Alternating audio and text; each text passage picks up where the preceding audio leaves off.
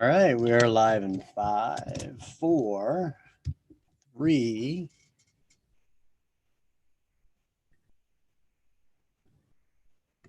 Hey, good afternoon, everybody, and welcome here to today's Fixed Op Strategies. Can't even talk right. Fixed Op Strategies webcast panel discussion. I'm Ryan Girardi. Today is Tuesday, February the 25th. Thank you for tuning in, whether you're on the live session or watching the recording. Appreciate you taking the time to be here. Again, this is recorded so that you can tune in at your leisure on your own time. So this is one of 6 different webcast programs that we conduct each month. As I said, they're webinar based, and you're able to come up here and participate in the subject matter. Today we're focused on the future of the service department. We're just coming off the heels of NADA last week in Las Vegas, and I also have a couple of panelists lined up as well. Supposed to be talking about warranty reimbursement. Now, I have some absentees that did not make it today. Let me go ahead and share my screen real quick. Boom, boom, boom, boom. Here you go.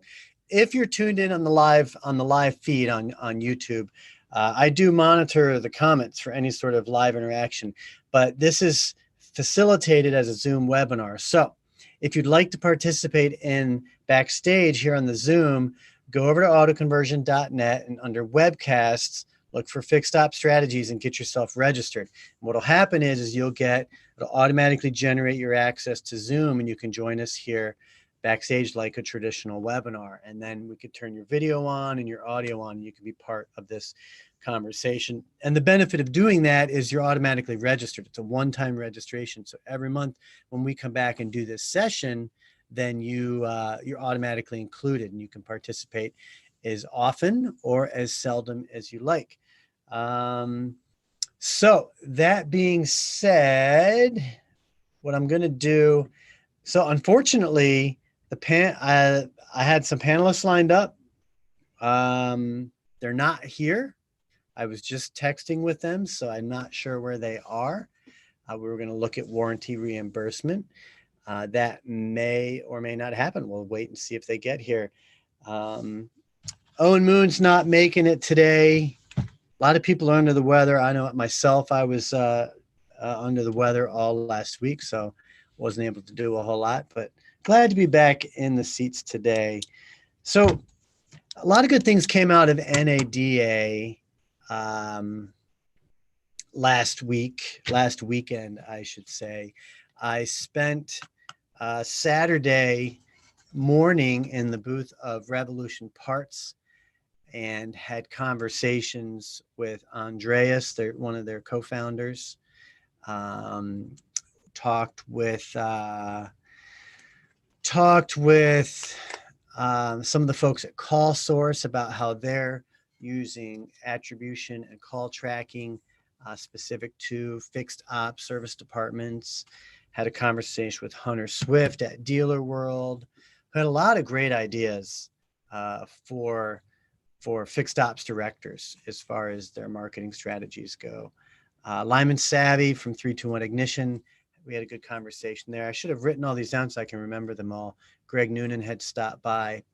And then in later that afternoon, this is Saturday afternoon, I was with Lumena Litz and Thomas Hall at the QB Business Solutions booth.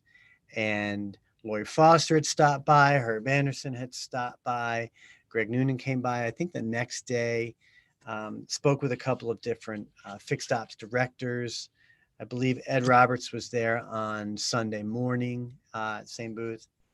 And some recurring themes came up within all of these conversations. And I think most importantly was that, sorry, I'm just checking the panelists setup here, see if anyone's stopping by. Yeah, I'm not sure where my panelists are today. Well, some recurring themes came up that I think are notable to focus on. So for one, in multiple conversations, we got talking about the shortage of service technicians.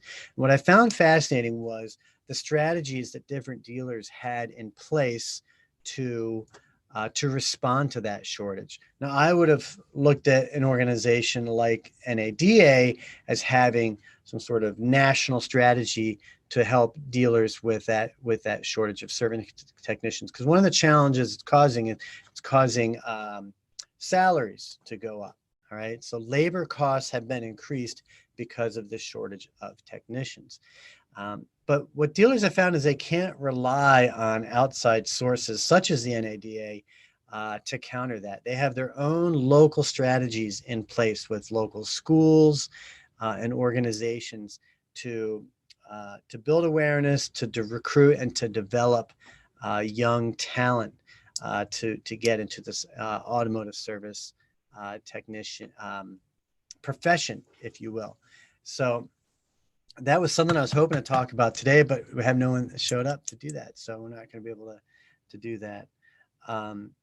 Another, I think, recurring theme was the impact that ride sharing is having in service departments. And it's subtle and it's new. It's at the very early stages here. But, I did a live panel at the Uber for Business booth with Jim Bowman, who heads up automotive guest services at Uber for Business, and they were exhibiting there. And we did it in their booth. Brian Allen from Hire Car was part of the panel, and then Jeff Infelt from Quick Ride.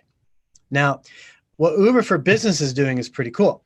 So basically, most dealers have shuttle services, whether it's a sedan or a minivan or an SUV or a full-blown shuttle. Most dealers have a shuttle service for their service customers to get them to and from the service departments. And there are times where that shuttle service is maxed out. Maybe there's 2 shuttles, maybe there's 3. So there are times where that's maxed out. Where Uber comes into play is a solution that provides kind of a seamless rideshare experience for dealers and their customers out in and out of the service department. But one challenge that dealers have with a service like Uber is they're putting the experience in the hands of another entity. They're putting in the hands of a rideshare driver, of Uber. They're not necessarily controlling that total brand experience, if you will, through the dealership. And this is where Quick Ride comes into play. So with Quick Ride, what they have is an app interface that allows the dealership to give the consumer, the customer, an interface where they can get transportation to and from the service department using your own drivers, using your own vehicles. Okay. Now, let's say there's overflow. Maybe that gets maxed out, just like the shuttle service does. That's where Uber for Business comes into play. And so, where Quick Ride and Uber for Business, what's great about them is they integrate seamlessly to not disrupt the customer experience, because ultimately that's what all of this is about, is creating the ultimate customer experience. And so where Quick Ride and Uber come into play is that it provides that overflow, keeps the control in with the dealership, keeps the brand experience with the dealership without disrupting that consumer experience, in fact, providing a good consumer experience. So that was a big part of the conversation. Where Hire Car came into play, for Hire Car, if to give you the high level, Hire Car is putting drivers in cars. Dealers have vehicles on the lot that aren't moving, and they can selectively make some of these vehicles available for ride sharing. There are Uber drivers out there that don't want to use their own car or don't have their own vehicle, and so they need a vehicle, and that's where a solution like Hire Car comes into play. And so that I know I got a little bit straight off of maybe a fixed ops here, but that was why I mentioned Hire Car. Brian Allen was on the panel And that's where we got talking about how mobility as a service through HireCar is providing new consumer acquisition strategies for dealers. But the quick ride piece and Uber for business specifically fit neatly right into the fixed ops aspect. So these are all conversations that we had at the different booths at QB Business, Revolution Parts, Uber for Business. I'll be working on podcasts for all of this, and it's all truly fascinating stuff. So, well, listen, Adam, I see you're up there. I just checked the live feed, and what'd you say? How about recruiting at local technical colleges? The last few times I had my vehicle serviced, the dealership got an Uber lift for me. Great experience. Very cool. I have not got to experience that yet. I'm only in the dealership maybe 2 or 3 times a year, and so far I've chosen to just wait at the right there in the service department. How about recruiting at local technical colleges? Yeah, so the dealers I spoke with who aren't on here today, I was hoping to get them up here today, actually work more with high school and even middle school, the middle schools in their local districts on programs, educational and awareness programs to bring future technicians in. Doesn't mean they're not working with the colleges, but I thought it was revealing, very telling that they've partnered with the local high schools and even the middle schools as well. But yeah, most of my NADA experience this past weekend was very heavily around fixed ops, a lot of discussions around fixed op, mobility as a service, consumer acquisition. Great conversation with Hunter Swift about the idea of focusing on your online parts business, not so much as a profit strategy, because the margins are tight. It's very competitive. Margins are very tight in online part sales, but in acquiring new customers.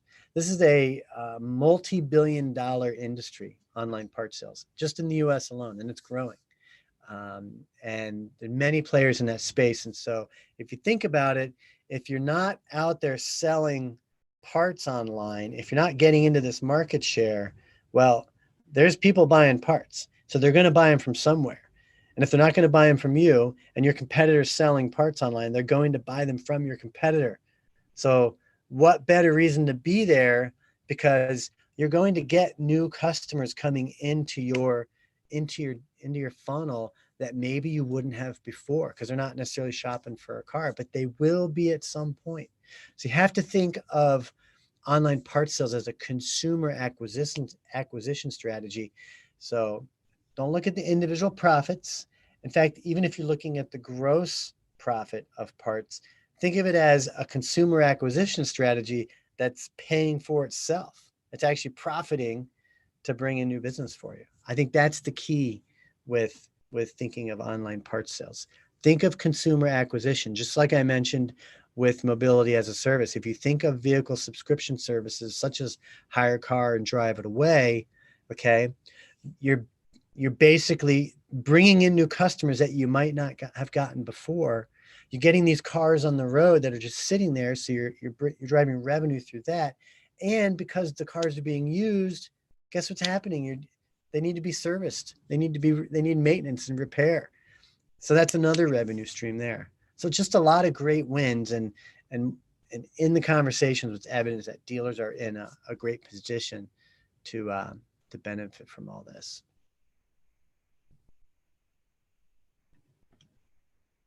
Well, hey, look, man, you get everybody out of the room, get me talking. I can get the stuff through quickly. That's what we had in play for today. I'm sorry that our panelists were not here to talk about warranty reimbursement. That was on the slate, but we'll have to grab them for that next month. I don't know what happened to them. Outside of that, yeah, like I explained in the beginning, this is one of 6 different auto retail marketing webcasts panels that we conduct every month. They're all listed right here. Each of them requires its own one-time registration, and the benefit of registering is that you can participate here as a panelist with your video on, and this can be interactive for you, both as a learning experience or mainly look at it as a learning experience. This is a community-driven approach to thought leadership. So get yourself registered. It's a one-time registration for each program within the series. These are recorded, and then they're also featured on the AutoConverse podcast. And if you're not subscribed yet to our podcast, go ahead and search for AutoConverse, all one word, in your preferred podcast app. Tomorrow, I have Vladimir Kovacevic from Innovatech.